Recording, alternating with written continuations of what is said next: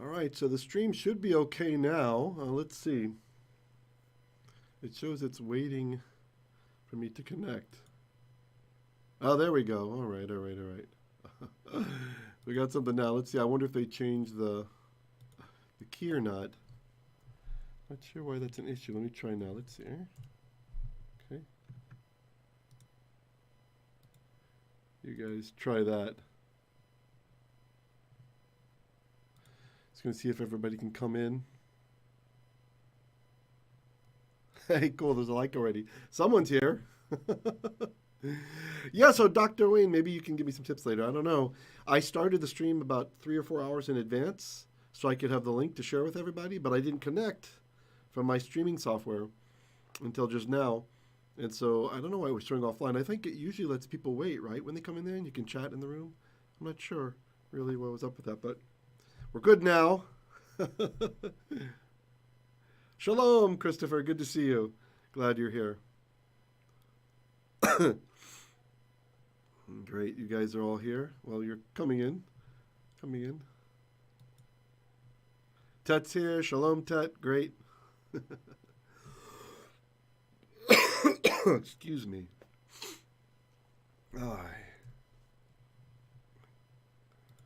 Oh, yeah, I forgot I need to do, let's see. Duplicate.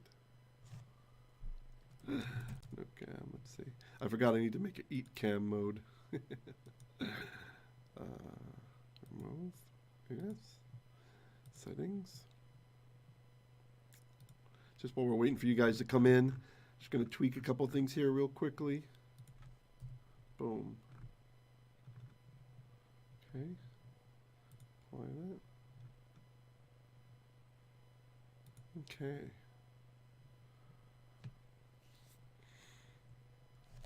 Great. Okay, I see there's a handful of you in. Hey, shalom, Brenda. Glad you're here.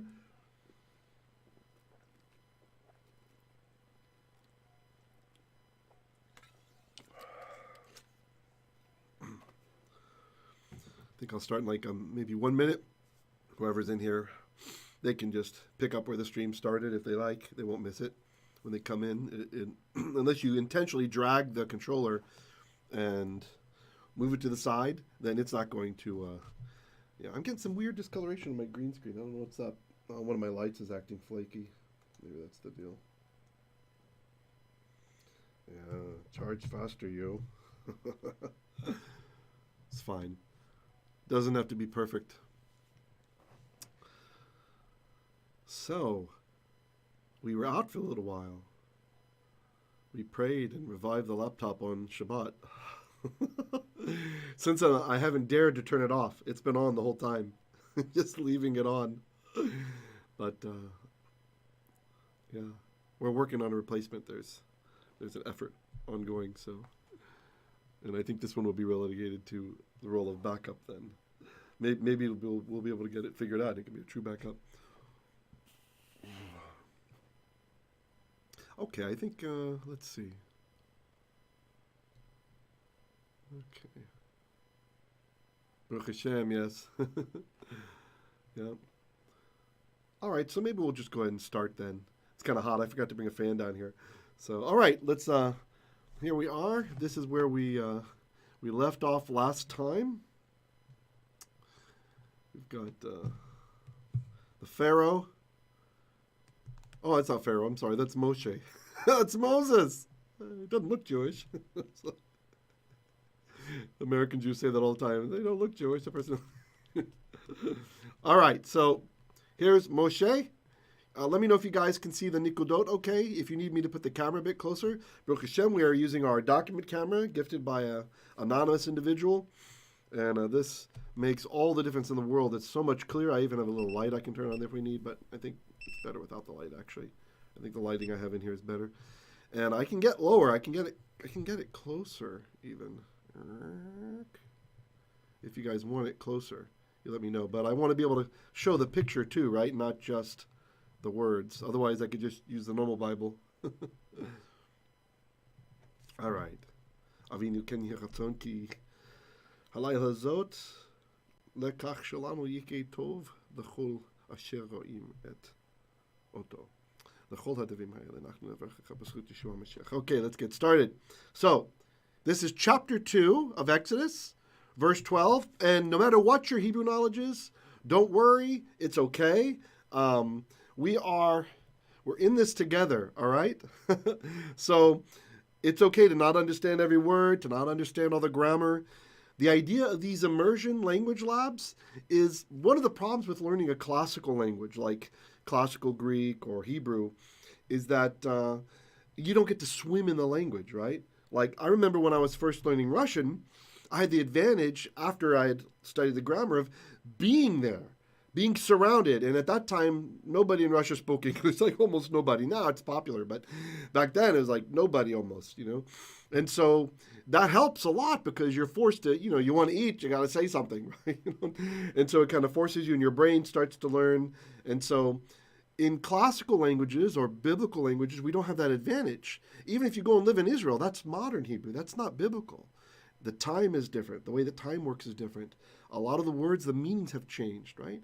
There is a lot of commonality between the modern dialect and biblical Hebrew. So there's advantage to it. So like if some of us are doing Duolingo, right? For modern Hebrew, if you're doing Duolingo, that's great. Keep doing that. That will help you with your biblical Hebrew as well. We still read them the same, right? The same alphabet. And there is a lot of commonality. It's just, and that'll give you good, strong footwork for jumping into biblical Hebrew. If you're starting with that, that's fine.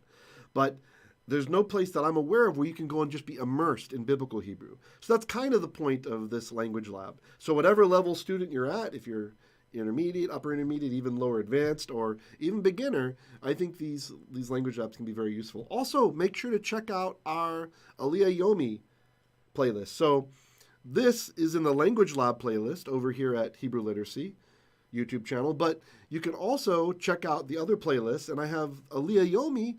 What if you're doing the annual Torah portion, you can check out, and we always have at least the first Aliyah, sometimes there's more, and I show it on Hebrew, and I read through it, although you don't see me like this, and it's not a comic book, graphic novel, but still I stop and I talk about grammar and talk about words. It's kind of the same concept. I've been trying to push this for my students for a long time now, and those of you who've taken classes with me, if anybody's here, I know some of you are, maybe you could say in the chat if you found those Aleynu's useful as we went through learning the grammar in the class and then doing the kind of immersive learning. And then as the classes get more advanced, I like to do more and more immersion because I think that's really what's lacking from most biblical Hebrew courses.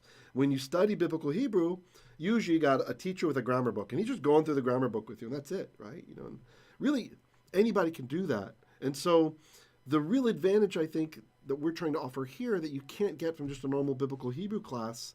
By the way, still do your biblical Hebrew class. It's very important, right? But the immersive aspect, starting to get into the immersion and letting the words become alive. Because when we read the text, this isn't just an academic exercise. We're not doing Klingon, which I am doing in Duolingo, by the way. Sorry. We're not just doing Klingon. We are reading the holy text. We're reading the sacred text, the holy word, right? And so that's the advantage. You'll have an advantage also from the Holy Spirit. And let me just type over something in our messianic chat. I want to make sure everybody knows it's working now because there's some commenting before they're having some trouble. Okay, great. There's that. Okay, so let's go ahead and read here. Let's read. Oh, maybe I'll be tiny me. Mini me. All right. So, chapter 2, verse 12. Vayiphen ko. All right. So this is about Moshe. So this word, it's kind of hard to recognize the root of the verb, right? You've probably been learning, you want to get the root, the three letters. It's pei, nun, and then there's a missing hey. We would have had a hey there, like this letter. There should have been one of those. So it's paneh. Paneh is to turn. To turn. If you've read the Gospel of John, Yeshua says apostrepso, he turns around. That's this word, paneh, in Hebrew, right? So oftentimes verbs that end in hey, the hey disappears. So vayiphen means he is turning or he will be turning. The vav changes the time, if you guys remember from last week's episode. So vayiphen means, and he turned, and here's the he, it's Moshe, Moses, okay?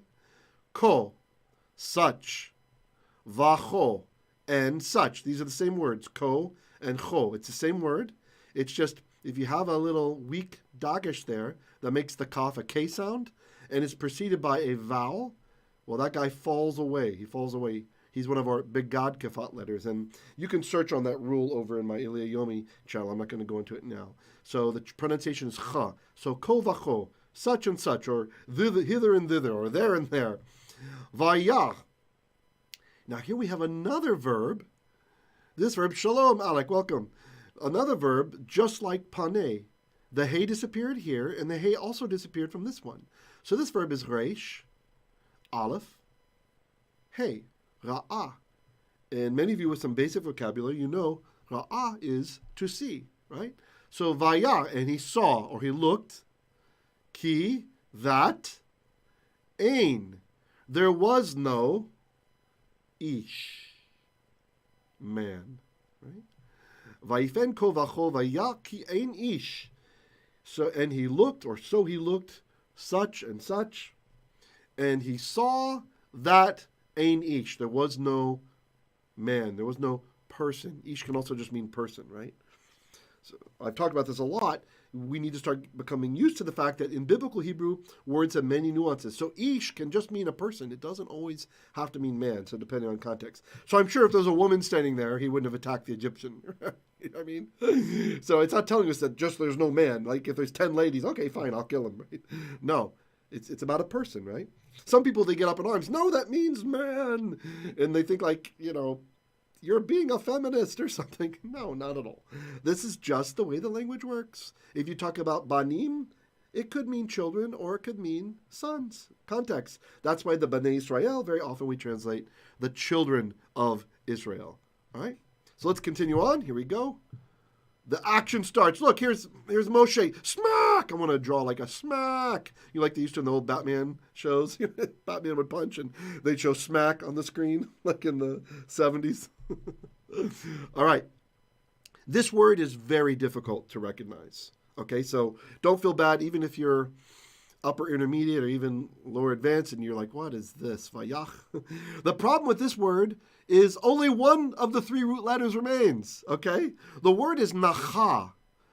Nun, kaf. Here's our kaf. The kaf remained, but it's Sophete form. And then hey. Well, what happens when the hay's at the end? It disappears. Okay? And you guys remember from last time, natan, when you have the nun at the beginning, the nun disappears often from verbs. So this is a verb that's what we call doubly weak. It's got a nun at the beginning, and it's got a hey at the end, and they both went bye-bye. They went away. And so all that we're left with, the only root letter of the word that we're left with is this one here, the kaf. Okay? I remember maybe it was 25 years ago or so, I was going through my Tanakh in Hebrew and looking up all the words I didn't know. And, you know, we didn't have all the great tools we have today for, you know, parsing the text for you and everything. And I remember coming across this word. I don't remember if it was this verse or somewhere else because this shows up sometimes. And I couldn't figure out, what is it saying? What's this verb? Because I had a very strict policy. I didn't want to look in an English translation, right? And I highly recommend you guys start doing this too. Even if you're unsure of your translation, that's okay. It is healthy to start to get an idea of uncertainty of what the text says in biblical Hebrew. Very often, no scholar knows what the word means. This happens hundreds of times in the text. There's a word, it's called, we have 1,700 and change, hapax legamemna, they're called. It means a word that occurs only one time. And some of those words, because they're only one time in the entire Bible, and we don't find them in extant Hebrew literature, like Dead Sea Scrolls or something, we don't know what it means. And so there's scholarly articles. You can, there's debates and suggestions, and maybe it means this. But when you read translation, nobody tells you. Yeah, pow. Ted says, pow. Pow would have been good. Nobody tells you, hey, we don't know what this word means, but we think it might be this, or we're going with this because it fits and it kind of makes sense. And, the Septuagint or the Aramaic translation, they translate that way. We're going to go with them, right? It just says it. And so you have a high level of confidence in your English Bible or your Tagalog Bible or your Mandarin Bible or whatever it is, that's the text. So it's okay.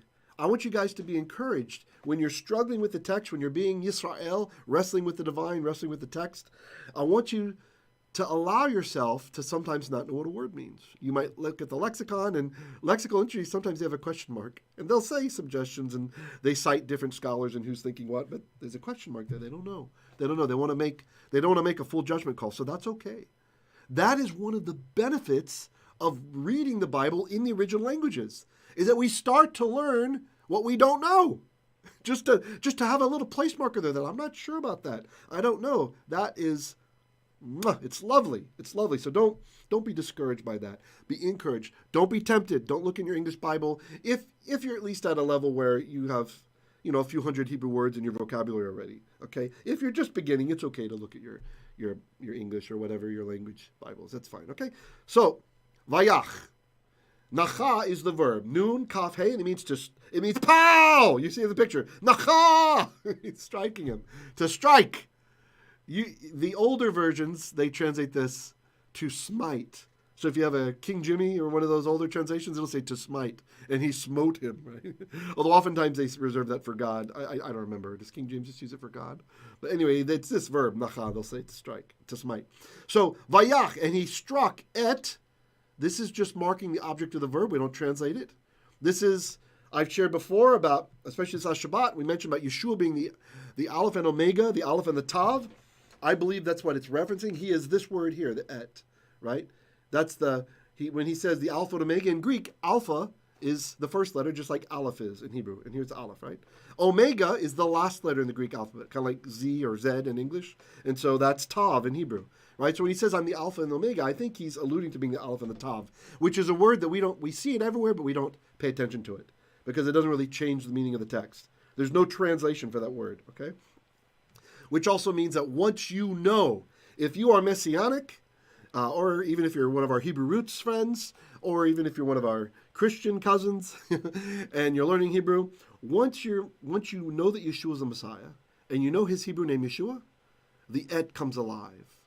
We see him everywhere in the text. So when these anti-missionaries or counter-missionaries, those who are against the Messiah, and they'll say, why don't we know his name? His name's not in the text. It's like, you're wrong. It's everywhere. Everywhere. And just the Torah portion from 2 weeks ago, we read in Exodus chapter 14, verse 13, it said, and you will see v'reitem et Yeshua Adonai. You will see the Yeshua of Adonai, the salvation of the Lord. But the remez meaning being Yeshua. You'll see Yeshua. And last week we talked a little bit about how Nachmanides considered the Malach Elohim that was in this week's Torah portion from Exodus chapter 14, verse 15 through chapter 16, verse 3, specifically in the latter parts of chapter 14, when the angel of God moves behind the camp, right? And Nachmani says, you can see, I showed my alcohol. You can check out that if you want when we have the premiere. He says that we don't really know who this guy is, right? He says maybe it's the divine council, right? He calls it God's celestial court, right? The divine council. And then he says maybe we should read it instead of Malach Elohim, like the angel of God, maybe we should read it Malach space Ha-Elohim, God, meaning the Malach is God, right? And then I shared with you guys that the Aramaic Jewish translation in Targum Yonatan, it says it's the Memra, the word of the Lord is who went behind the camp to protect us, right? So when you understand all these things and you know that Yeshua is the Messiah and you know that Yeshua is eternal and he's been around forever, he didn't just begin existing when he was born, when he was conceived in his mother's womb, when he's created by Ruach HaKodesh, but actually he's always been around. He is the Alpha and Omega, which also means another thing. It also means Amerism, all of that stuff. And also, he's in Egypt. Just like Jude chapter 5 says, don't you know that Yeshua saved the people from Egypt, right? Telling us in Jude 5. Go check it out. Oddly enough, some translations say Adonai, right, or say the Lord, but the predominant old Alexandrian text says Jesus, so Yeshua. And when we put all these things together, and then we read in Exodus chapter 14, verse 13, it says, "V'ureitem et Yeshua Adonai." You will see the salvation of the Lord, but we see in Hebrew it's Yeshua. Don't tell me we don't know his name. We know his name. And all over the Psalms you see this again and again. So that's for those Messianics watching. That's very good. Yeah, Tet says nachah, to smite. Very good. I think you might be behind me a few minutes. Maybe, I don't know, maybe logged in. So you're a little bit behind the live part of the stream. If that ever happens to you guys and you want to be live with us, just click the bottom of the little slider at the bottom and drag it all the way to the right. And that'll bring you up to where we are right now, or like 7 seconds delay or something. But it's okay. If you want to be behind a little bit, that's also fine. Okay. Vayach et hamitsri. So he struck the Mitzri, the Egyptian. Ha is the.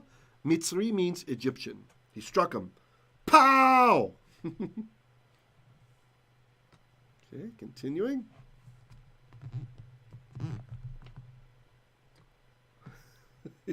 He's still breathing. Oh, look at him. Just kidding. Oh, okay, great. Ted just wrote what I said. Great. Okay, good. You're live. All right. So now we get Vayitmeneho bachol. Okay. So taman, tet mem nun, this means hide, to hide. We have other words for hide. This is one of them. Okay. Yitmenehu means he is hiding him or he will be hiding him. Unless it's poetic, it could mean he was hiding him. And then the vav changes the time again. Again, a feature of biblical Hebrew, not in modern or rabbinical or medieval. Vayitmenehu, and he hid him. The who means he. That's this guy. That's the who. So, and he hid. He's doing the hiding. And who did he hide? Who. That's the object. Him. Ba, in the. The ah tells you it's the, right? If it said bechol, it would mean in sand. But bachol means in the sand. And so if you've read my book, Genesis Look Again, I have a pretty long section where I prove that the first word in the Bible says in a beginning, because it doesn't say ba reshit, it says be reshit, in a beginning. Okay? Vayitmeneho bachol, and he hid him in the sand.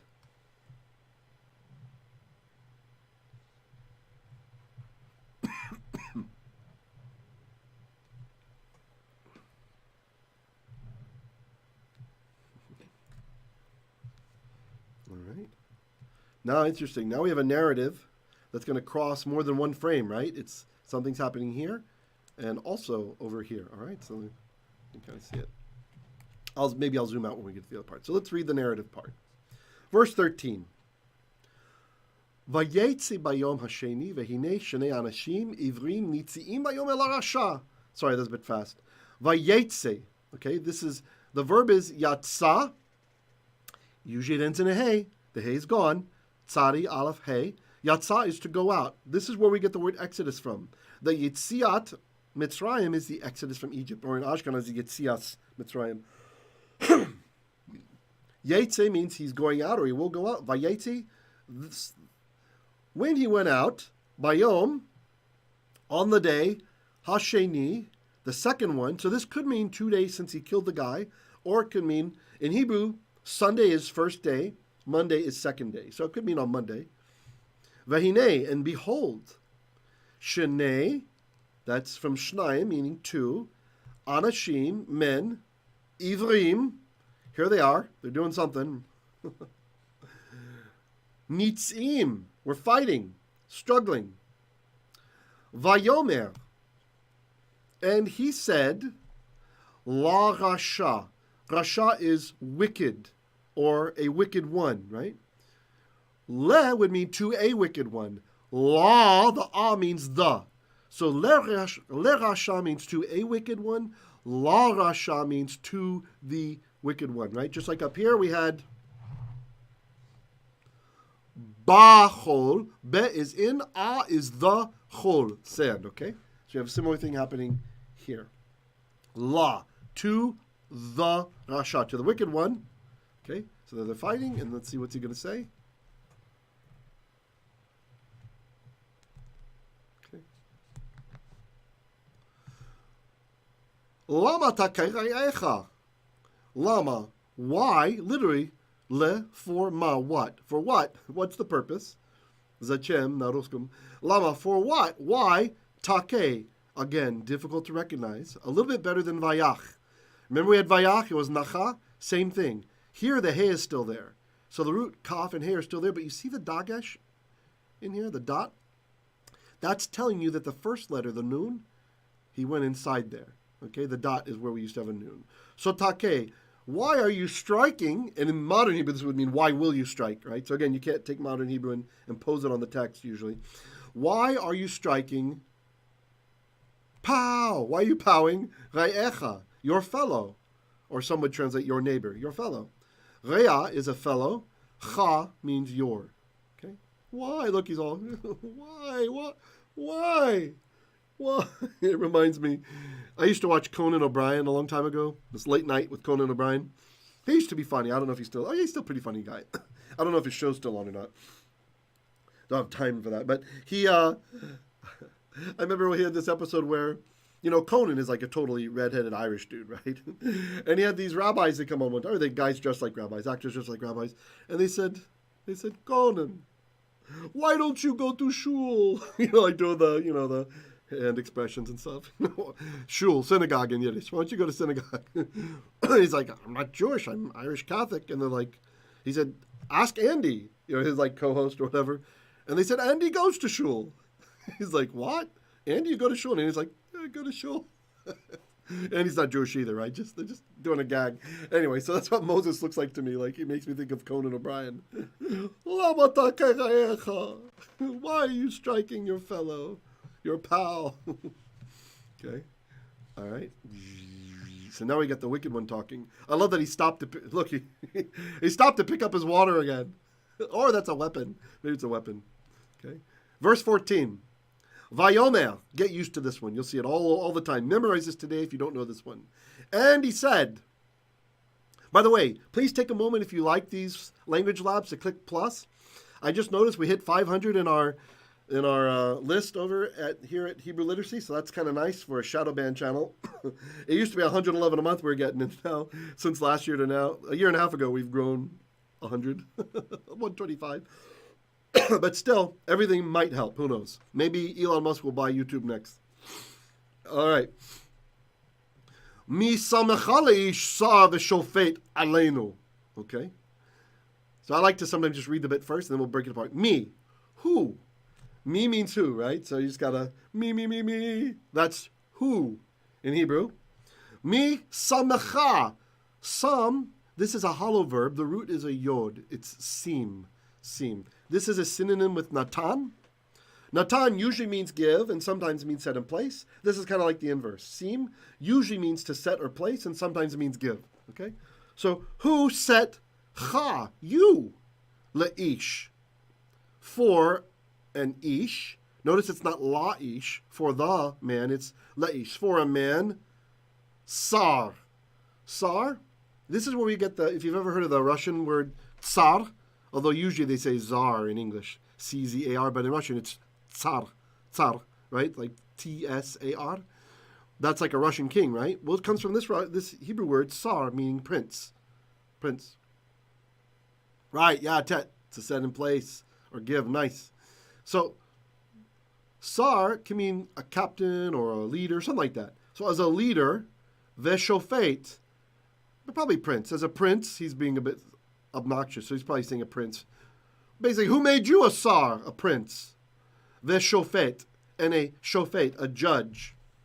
You probably know, if you're Hebrew, if you can read Hebrew and you've seen your Bible, we have a book called Mishpatim. There's not a book. I'm thinking Shoftim. Shoftim is judges. We have a Torah portion called Mishpatim from the same root. So Shoftim, you can see it's from the same thing. A Shofet is a judge. Shoftim is judges, right? Okay. So Mi samecha leish sar veshophet. Who made you? Who set you for a man who is a sar, a prince, veshophet, and a judge? Aleynu. Over nu. Nu means us. Over us. Haleharagni ata omer ka'asher haragta et. Oops, hold on. Can't really see it. There we go. Hamitsri. Okay. So, harag is the verb here. Hey, resh gimel. That means to slay. Okay. And when you put a lamed on it, that's an English infinitive, like to slay. To slay, and then ni means me. The ha, This one doesn't mean the. This is the hey interrogative. It's like the upside down. You know, in Espanol, you'll sometimes have an upside down question mark in Spanish, like beginning a sentence. Same thing here. This is a question mark. So, haleharagni, will you slay me? Ata, this is what we call an emphatic participle. An emphatic pronoun. We already have the haleharagni. Literally, it says, will slaying me, ata, you, right? So it's emphasizing you're the one who's going to do it. Omer, saying, ka'asher, in like manner, harag ta, as you, the ta, see, it's related to ata, ta, harag ta, you slew, et, we don't translate. Remember the alpha and omega, hamitsri, the Egyptian, right? So altogether, misamachal ishsa veshophet, עלינו. הלהרגני אתה אומר, כאשר הרגת את המצרי? Jerk, you know. Yep. This is, by the way, one of the guys who's going to join, according to our tradition, he's going to join Korach later on in the rebellion. You can kind of see already. All right, Tet's calling him out. Beautiful. Okay, let me see how we are on time. Ooh, I really should have brought that fan down.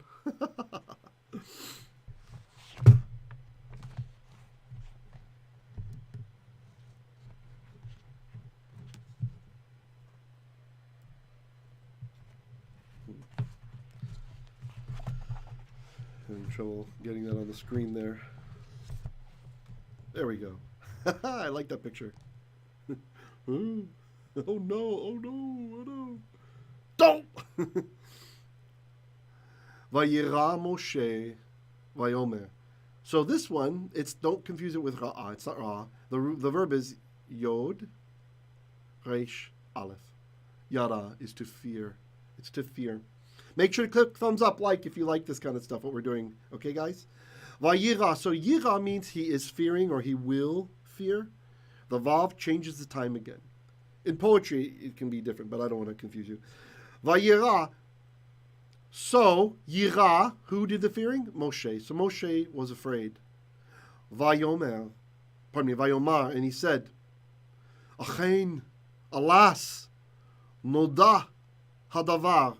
So hadavar, davar you probably know, thing, affair, matter, right? Something that's going on. Ha is the. So the thing, the matter, noda. This is from the verb yada. Yada, like Adam knew his wife. Yada. Yada means to know, right? So a good phrase, if you ever go to Israel to learn, is ani lo yodea. I don't know. But verbs that start with a yod, oftentimes that yod changes into a vav, and that's what's happening here. And then here the nun, this is telling us it's the nifal binyan, or the nifal verbal stem, Christian grammars will call it. Jewish grammars say nifal. Christian grammars will say the passive verbal stem, right? So it's passive.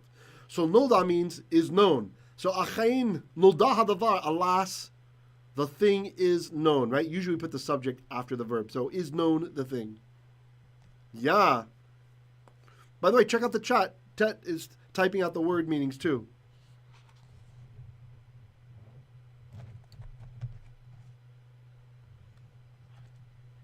Here's Pharaoh. Grrr! And then here's Moshe, I guess this is probably his, is that his maybe adopted mother? Right? So this is probably this lady's brother by this point, right?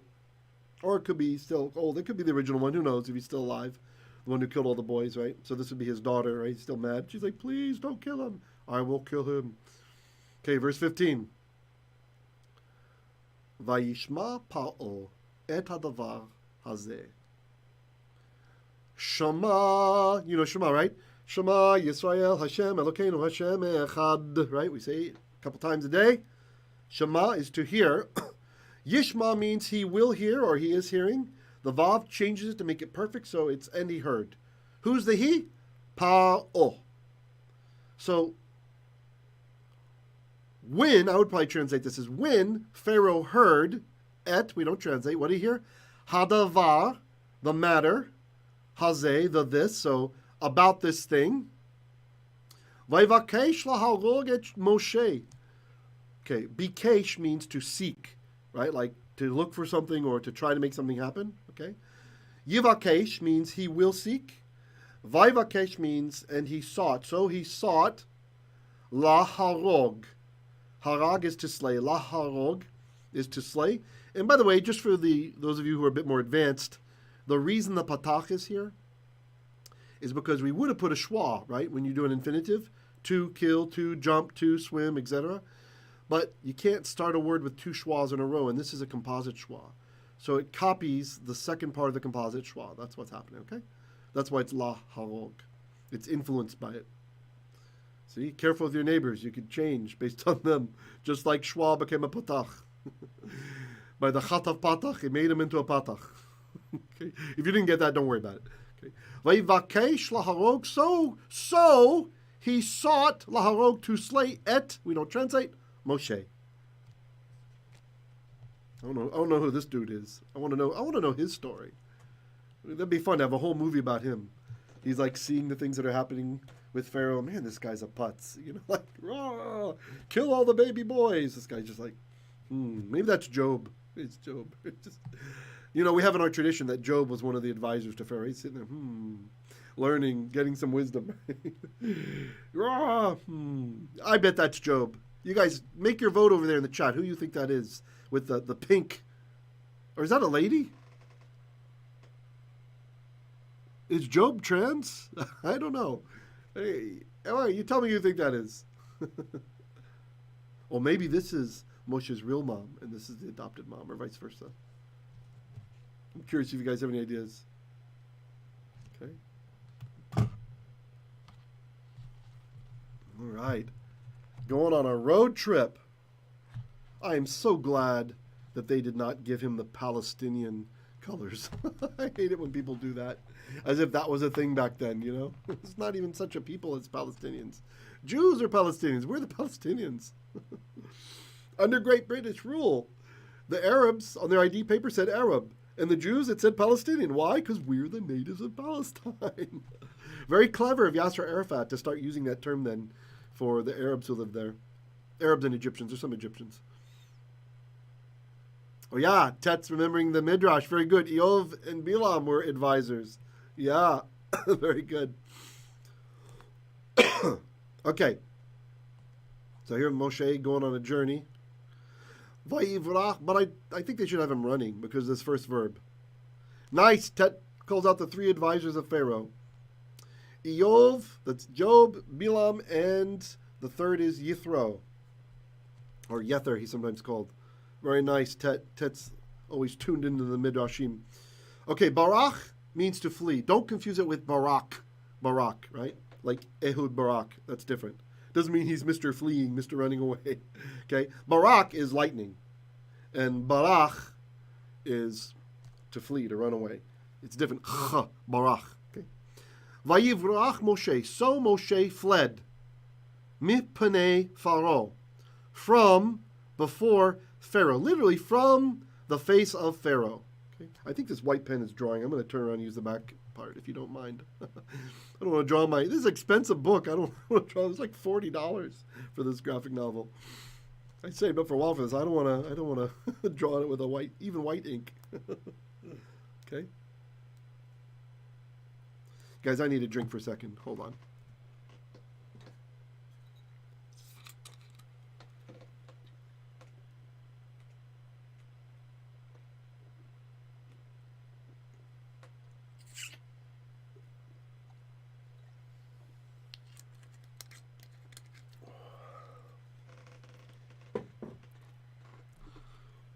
Very hot down here.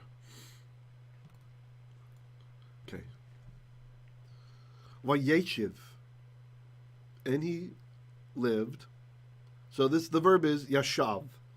Yod, shin, beit. That means to sit or to dwell. Incidentally, on Sukkot, the reason why we have to eat a meal in the sukkah for the Feast of Tabernacles is because the command just says to yashav in it, right? And so some people interpret it very strictly and they sleep in the sukkah, right, for the whole period, the whole festival. But the rabbis say because God chose the word yashav, Yashav has another meaning. It can mean to sit. So they consider the mitzvah fulfilled if you sit down and have a meal in there. That's why. There's other words for dwell. There's shoken. If it said shoken, we'd have to be in there, right? Like where Shekhinah comes from, right? Shekhinah. So, vayeshiv, and he dwelled be'eretz Midyan. Hey, shalom, Dr. DeVera is with us. Great. Shalom. Again, those of you just coming in, please make sure to click like, click thumbs up. We recently reached 500 subscribers on Hebrew Literacy. Yay! So, be'eretz, in the land of Midyan. Whenever you have land in another place here, it's the land of, okay? Vayeshiv, and he dwelled all near habe'er, the well. Makes sense. To dwell near the well. How are we doing on time? Let's see. All right, we'll go a bit longer. A little bit longer.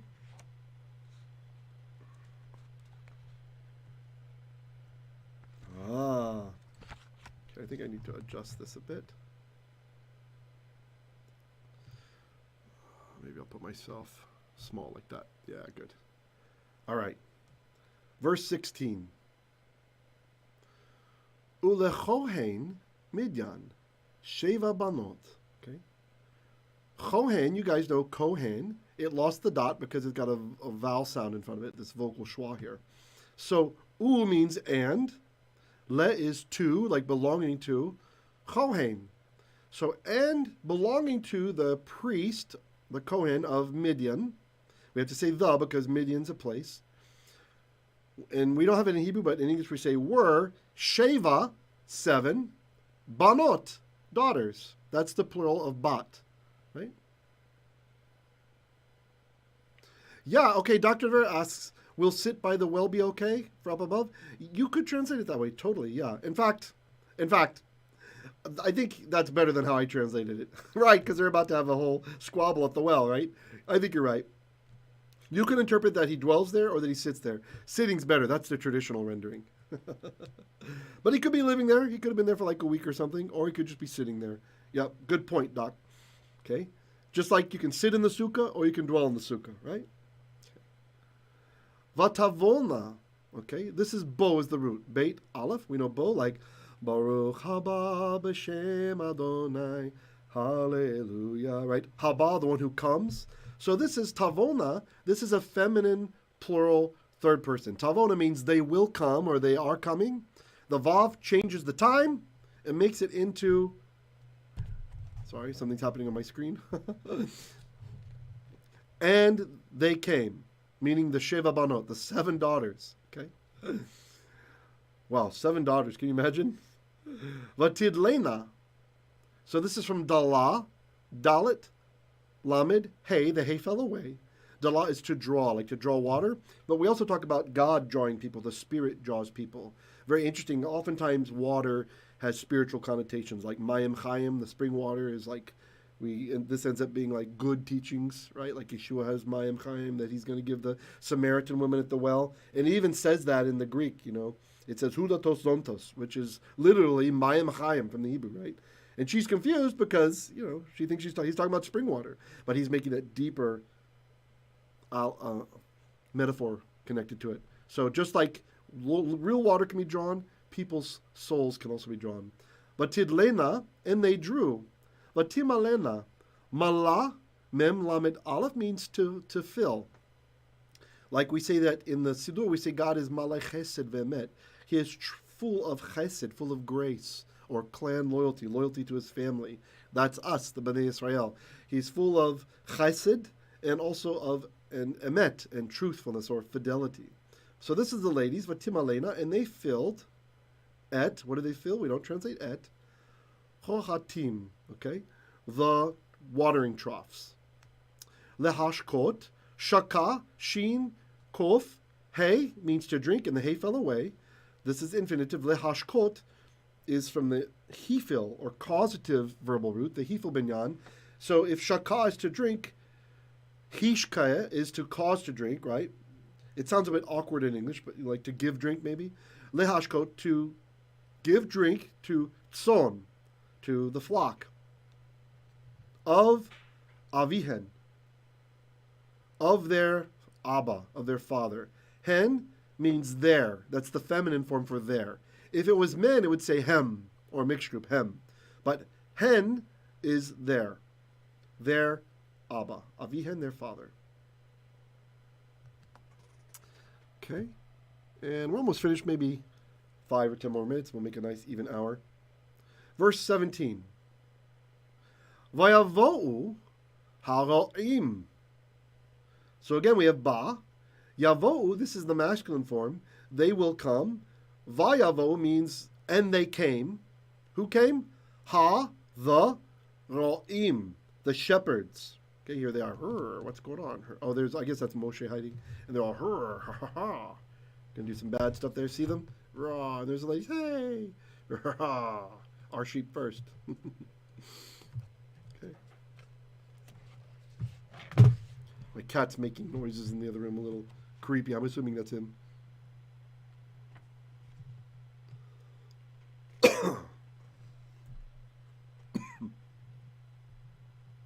Can't really fit the whole picture on there. Being this close. But just one word. Goshum. Okay? So, garash is to drive. Yigashu means they will drive. Vayigashu means and they drove, and then the mem is them. Vayigashu, and they drove them. Okay. So, by the way, that's interesting. This one word in Hebrew, I didn't think about this before, because usually, when you read, you're reading faster, but slowing down really has its advantages, right? Slowing down and talking about things. It's a masculine ending here. So it can't mean that they just drove the 7 daughters. That would be a noon instead. We would have had a noon. Or go shun, right? Noon. But instead it's mem, right? So what's happening here, the text means the sheep. The sheep. Or it could be the women and the sheep, right? So they drove them, probably the sheep, right? To make the women chase after them. So those shepherds are driving their sheep, the women's sheep. Okay, and there's the picture. Raw, okay.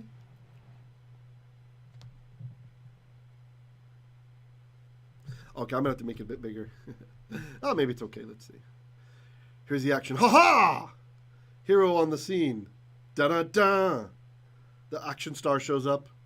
The lady's like, who's that? I like this one over here. Look, you see this one? This one? Wait, sorry. This one? She's all, ooh. That had to hurt. He's all, and Moses all, smack! Bleem! Pow! Look, he even looks mad. Grrr. That's good. Nice with the comic. All right. Brenda like that. All right, so let's read what's happening now. All right. I'll come from this direction. Vayakum. So you guys probably know this one. This is from Kum. Ted's laughing too. Kum. Like Yeshua says, Kuma Tabitha, right? Arise, girl, right? Kum is the root. Kum, when you have a verb and the middle letter is a vav, that's called a hollow verb. And that middle letter disappears a lot of times, right? So we're seeing all kinds of weak verbs today. Starting with a noon, that noon goes away. Ending with a hey, the hey goes away. So you get nachah, you're left with only the cha. Okay? Kum, it's a hollow verb, a different kind of weak verb with the vav in the middle. The vav goes away, okay? So all kinds of stuff making it tricky to recognize. So yakum means he gets up or he will get up. Vayakum means and got up or and arose. Moshe, there's the subject. It's always verb followed by subject unless there's special emphasis. So then, or so, Moshe got up. Vayoshian. And here we have very interesting. Moses, we're told that there'll be a prophet who rises again like him, right? And this is considered a messianic prophecy, right? It's not just Joshua, right? It's a messianic prophecy. And very interesting. When you read slow like this, you start to see stuff. Look, notice anything about this verb here? Yoshia means he saves or he will save. Vayoshia means and he saved, and then the noon at the end means them ladies, right? That, by the way, that's what I was pointing out up here. Look here. Here we have mem, the shepherds, and they drove them out, right? The them is a mem. That's the masculine plural form. Here we have the noon. So if the shepherds are just driving out the ladies, there would have been a noon here, right? So that subtlety in Hebrew tells us it's the flocks they're driving out. You see the herd, okay? And then Nun is the ladies, right? So Moshe arose, then Moshe arose, vayoshian, and he saved them. And if you're looking at little remez meanings in our pardes, the way that we do the Jewish hermeneutic, looking at the Torah, pez peshat, the plain meanings, he saved them, right? Remez, there's a hint though. Since Moshe, he's doing a saving action, right? So who's the prophet who will come later who's like him who will do a saving action? The one with the same root in his name. Yoshia. The prophecy comes to us in the Greek. It says you will call him Jesus, right? Okay. But in the Hebrew it says you will call him Yeshua. Ki hoshia et amo mechatotam. You will call him Yeshua because he will Yoshia. You will call him salvation because he will save. And so here you have a little echo of the Messiah's name here, which is appropriate. Moses is saving some people. Yeshua is going to save everybody who's willing. So just kind of a nicety that you see in the Hebrew. Doesn't prove anything. It's just a nice little echo. You see these all over the place. Once you know Hebrew and you believe in the Mashiach, you're going to see it all over the place. Okay? Smack, hitting those guys in the back of the head.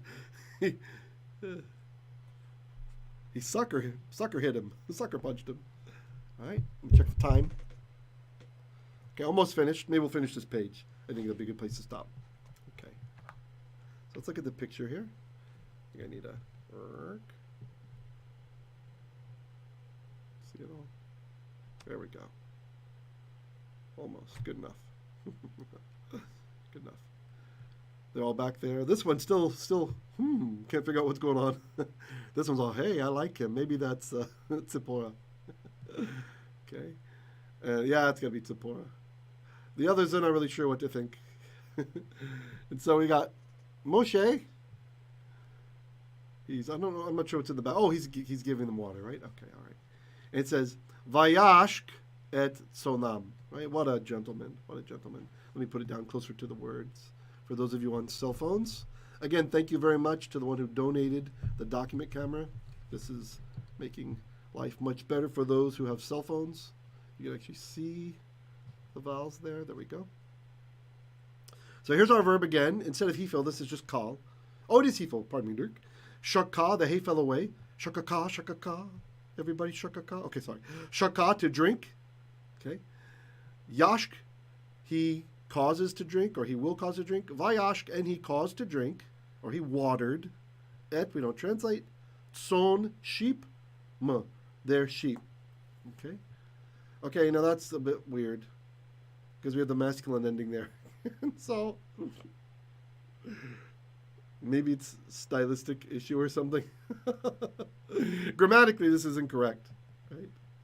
But maybe what's doing is, it's because Jethro's the real owner of the sheep, so maybe that's what's happening, right? So their sheep are, it's the daughters and Jethro's. Maybe that's kind of what's happening from the text. Tet says, wow. What are you wowing about, Tet? So this is the end of today's reading. You guys have any comments or questions over there in the chat? Please make sure to click like. The channel's been shadow banned, but maybe they've lifted the ban, or maybe they will lift it. Who knows? Maybe somebody said, hey, it's a Jewish channel. Give them a break. I don't know. We could see. You know. I think there's a 7-second delay. So from the time I ask a question to the time that you guys say something, I think I have the software set up for 7 seconds. The reason for the delay is so that if there's an internet issue or hiccup, we should still be able to get it all pushed out. That's why. Or if my internet, you know. Oh, the magnifier, right? Yeah. It's good, right? So much better. Yeah. Oh, let me take the book off. Let's see how low we can go with the magnifier. Let's see. Just kind of as we finish up here, in case you. I think it said 5 centimeters was the limit. Okay, let's see. That's pretty good, right? I mean, I can't go. It starts to get blurry here. Pretty big. Much better than before, right? Hi, Alex says, Rabbi, thank you. I appreciate your teachings always. Hashem bless you more and more. Baruch Hashem. I received that. Thank you, brother. Also, always love to hear from you, Shimon. Always great. All of you. Okay, guys. So I guess there's no more comments. If that's it, you guys have a great night. And this Thursday, we'll see. We'll either have a premiere or we'll have another one of these. Bezrat Hashem, God willing, we'll have our Revelation class tomorrow, same time, where we're going through the Greek and reconstructing the Hebrew. Yeah, great. Ted says definitely. Amen, amen. All right, I need like some music to cue for the end of the program now. All right, I'm just going to hit stop streaming, so you guys be well. Please click thumbs up, if you liked it. Shalom, shalom.